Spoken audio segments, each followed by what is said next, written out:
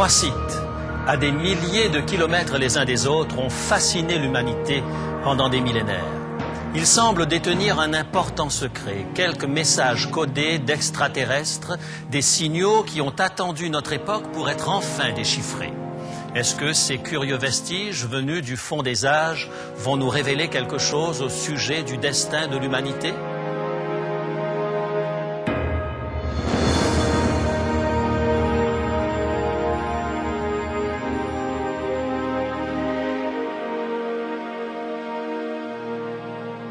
Il est écrit, je suis José Élisée et je vous propose la solution à vos besoins les plus profonds, le Christ vivant.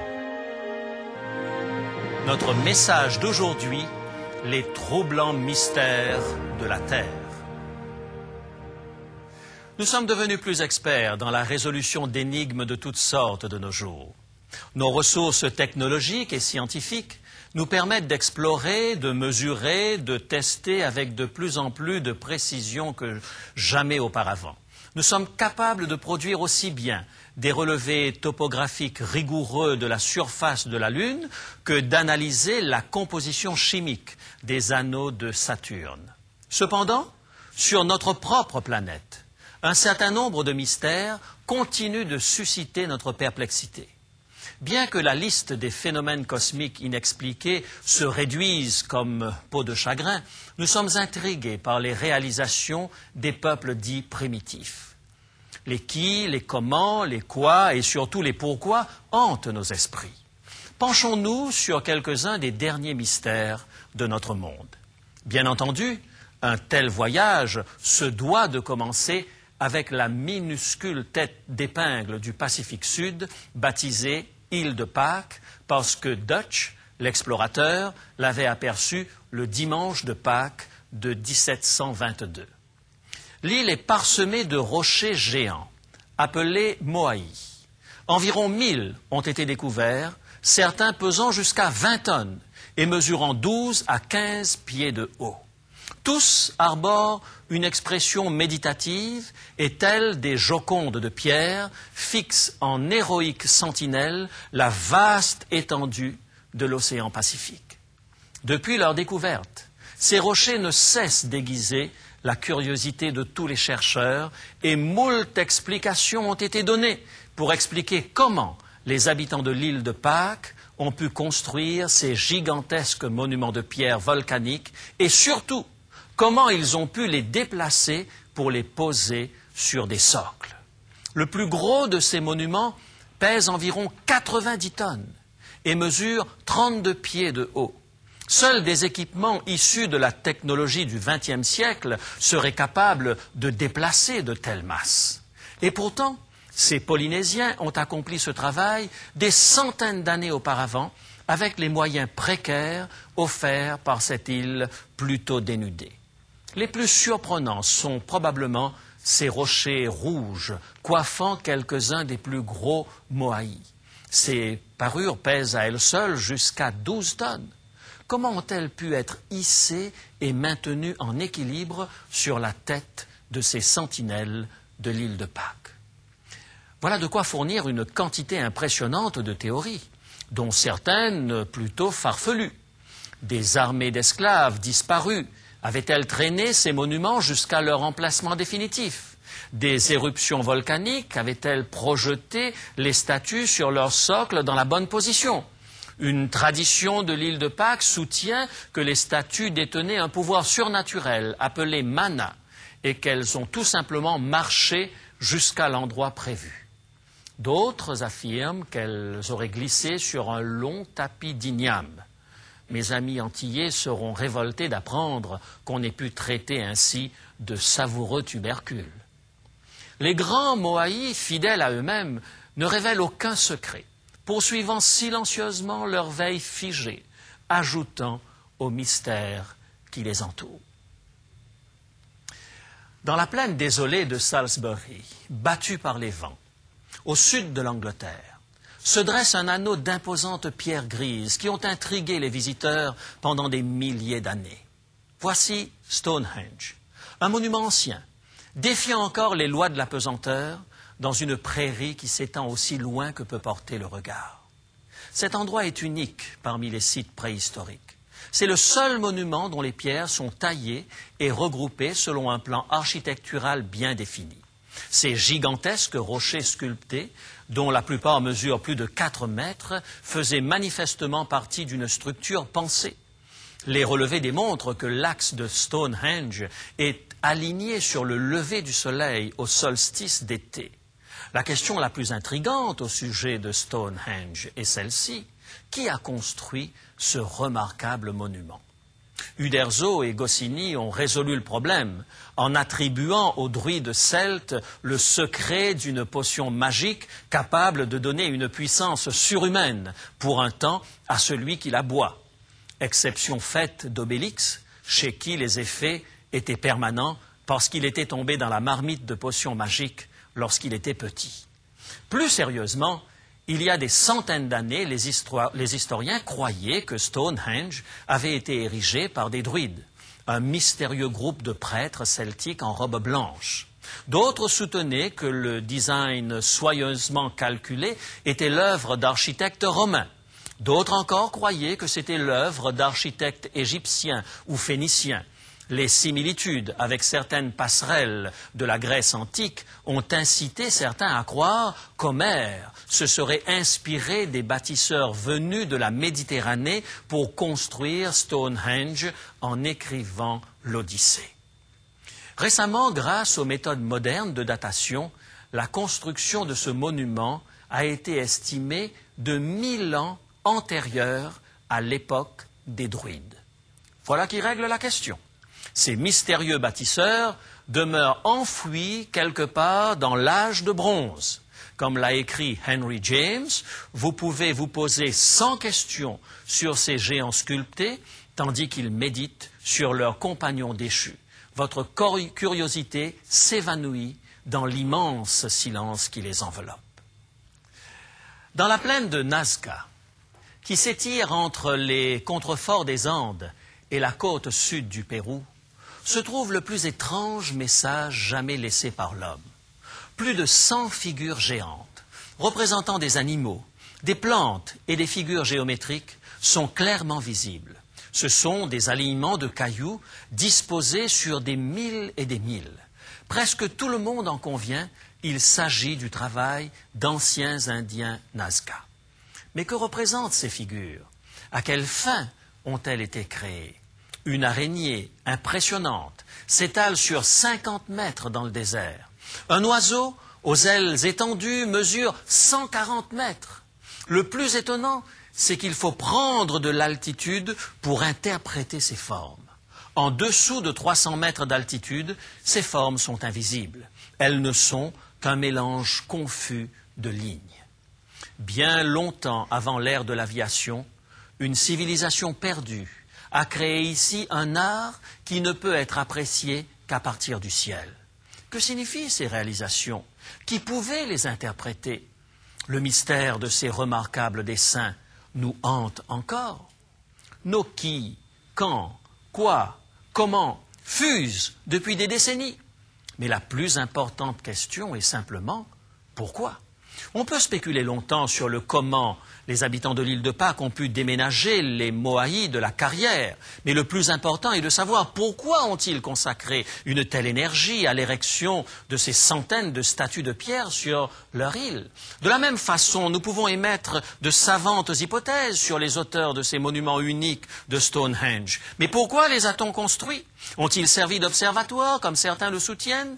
Il devrait sûrement exister des moyens plus simples de bâtir des miradors.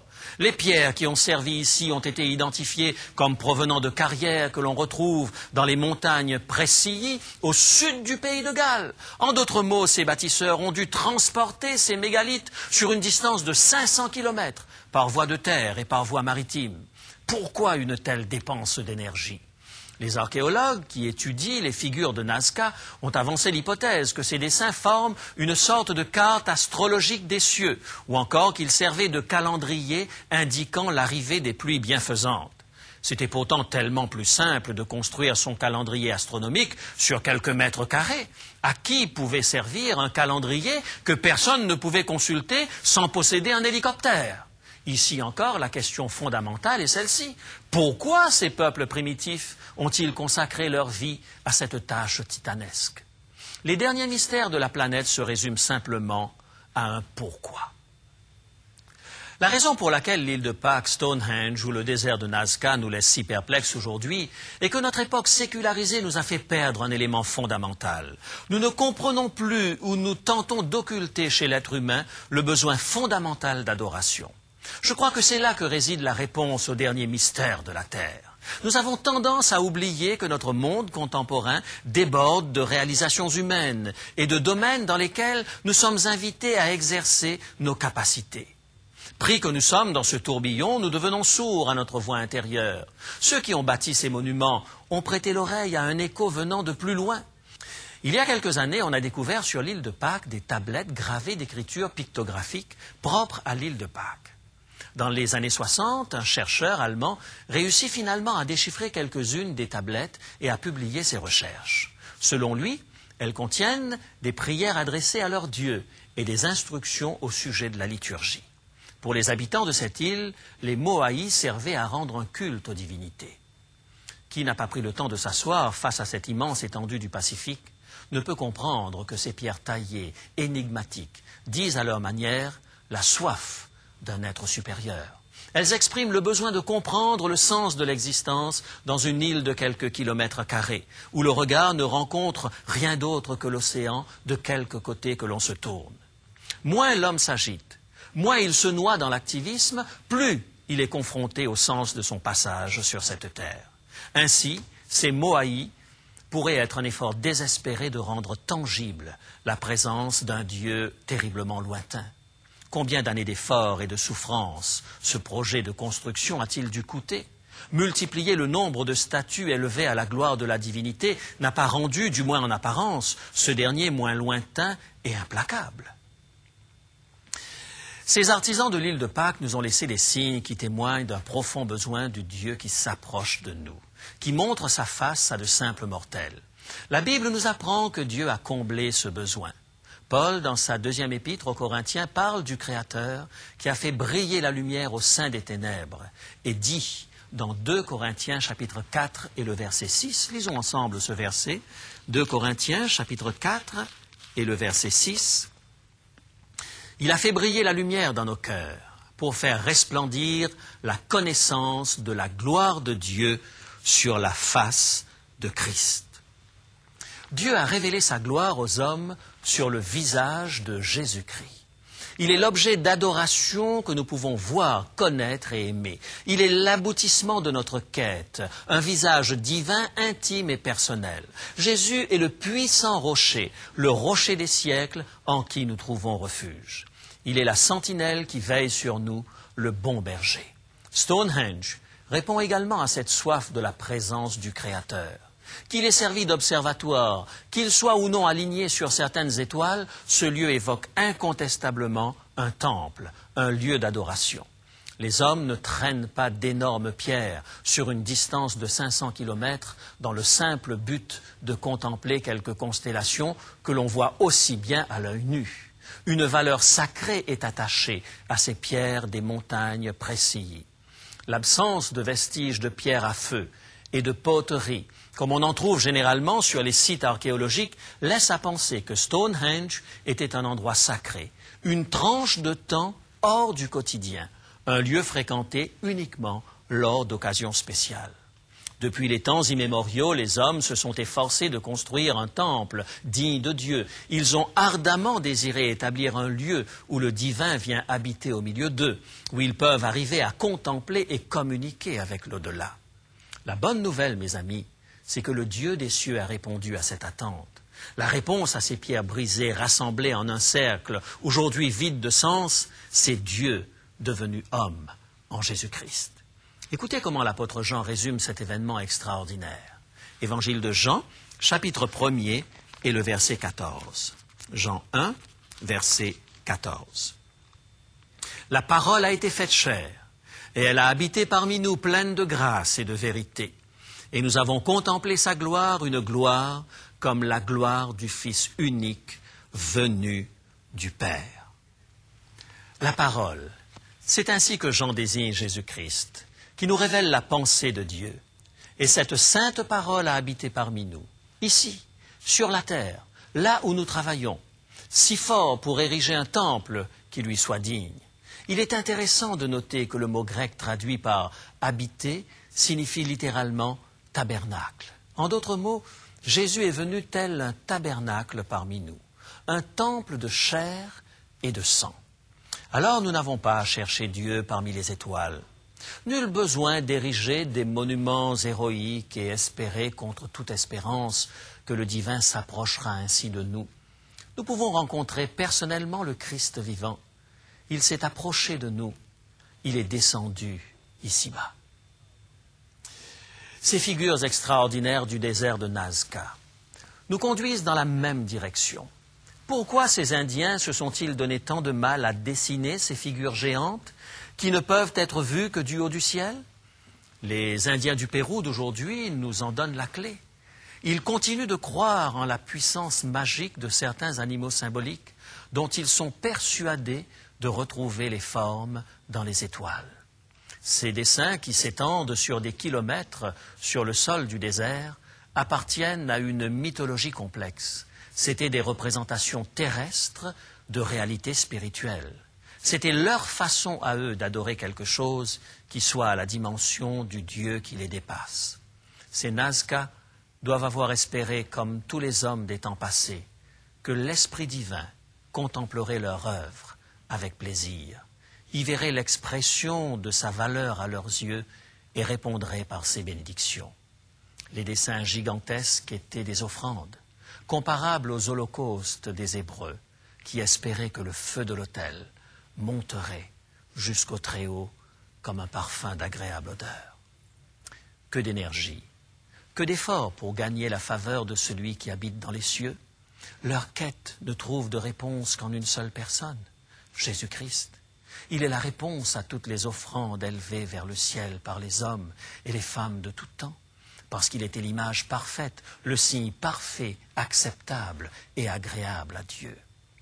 Lors du baptême de Jésus, avant qu'il ne commence son ministère, au moment où il sortit de l'eau, l'Esprit de Dieu descendit sur lui comme une colombe. C'est ce que rapporte Matthieu, un témoin oculaire de cette scène. Matthieu chapitre 3 et le verset 17. Et voici une voix fit entendre des cieux ces paroles. Celui-ci est mon Fils bien-aimé, en qui j'ai mis toute mon affection. Dieu, le Père, du haut de son trône, vit quelque chose d'agréable. Son Fils bien-aimé entamant sa mission de salut en faveur de l'humanité. Et depuis ce moment jusqu'à son dernier souffle sur la croix, Jésus demeura ce Fils bien-aimé, obéissant jusqu'à la mort de la croix. Dieu désire jeter sur nous le même regard d'amour. Si nous plaçons notre foi en Jésus, nous sommes considérés comme étant en Christ. Ce qui est vrai de Christ devient vrai pour nous. L'apôtre Paul l'a exprimé en des termes simples à comprendre lorsqu'il écrivit que les croyants sont adoptés en Jésus-Christ selon la grâce qu'il nous a accordée en son bien-aimé. Adoptés en son bien-aimé. Quelle phrase magnifique! C'est la réponse de Dieu aux tentatives humaines de créer quelque chose qui soit agréable à Dieu. Christ est devenu l'image tracée dans la poussière de cette planète. Et Dieu la trouve parfaite et acceptable. Mes amis, qu'allons-nous faire de ce Christ révélé à nous? Quelle réponse allons-nous apporter à nos propres pourquoi? Nous sommes pris pour la majorité d'entre nous par le comment, le qui et le quoi de la vie. Il y a tant et tant de questions auxquelles nous devons répondre dans notre métier, notre rôle de parents, notre contribution à la société en général. Mais la plus grande question demeure toujours « Pourquoi ? Pourquoi vivons-nous » Jeter un regard de compassion sur l'idolâtrie primitive des Polynésiens de l'île de Pâques n'apportera pas de réponse satisfaisante à nos pourquoi. Nous pouvons croire que nous avons dépassé le stade du temple astrologique de Stonehenge, mais où aboutit notre quête intérieure? Recherchons-nous Dieu avec autant d'intensité qu'ils l'ont fait? Consacrons-nous le meilleur de nos énergies aux causes les plus nobles? Vivons-nous de manière à répondre au pourquoi? Jésus un jour a donné ce qu'il considérait comme le plus grand commandement. Évangile de Marc, au chapitre 12 et le verset 30. Marc, chapitre 12 et le verset 30. Tu aimeras le Seigneur ton Dieu de tout ton cœur, de toute ta pensée et de toute ta force. Il est possible que ces Indiens du désert de Nazca aient adoré un faux Dieu. Cependant, il nous laisse un exemple d'adoration fervente, de tout cœur et de toute force. Ils ont donné à la recherche de Dieu ce qu'ils avaient de meilleur. Et si cette dimension que nous avons oubliée était celle qui manque à notre vie trépidante d'aujourd'hui? Il n'est pas nécessaire de traîner d'énormes blocs de pierre sur des collines volcaniques. Il n'est pas nécessaire de dessiner des signes géants pour attirer l'attention de Dieu. Il suffit de nous donner à Dieu sans réserve. Il s'est approché de nous, nous pouvons voir sa gloire sur le visage de Christ. Il est devenu un temple de chair et de sang au milieu de nous. Nous pouvons lui parler, ici, maintenant. Nous sommes adoptés en son bien-aimé. Rendons gloire à qui mérite la gloire et louange à qui en est digne. La terre peut se réjouir parce que le Seigneur règne et sa grâce sans réserve attend une réponse sans réserve de notre part. Avez-vous négligé Dieu? L'avez-vous relégué à un coin à peine visible de votre vie? Votre foi s'est-elle fossilisée? Priez-vous seulement en cas d'urgence? Tournez-vous vers Dieu. Dites oui à sa grâce, maintenant même, tandis que nous prions. Mon Père, il nous est impossible de comprendre l'étendue de la grâce que tu nous as accordée en Jésus-Christ. Nos remerciements ne sont que balbutiements face au don infini de ton Fils. Nous acceptons Jésus comme Sauveur et Seigneur de tout notre cœur et de tout notre esprit. Nous acceptons le pardon qu'il nous offre sur la croix. Nous nous réjouissons de ce que tu nous acceptes comme tes enfants. Père, fais de nos vies une offrande qui monte vers toi. Au nom de Jésus. Amen.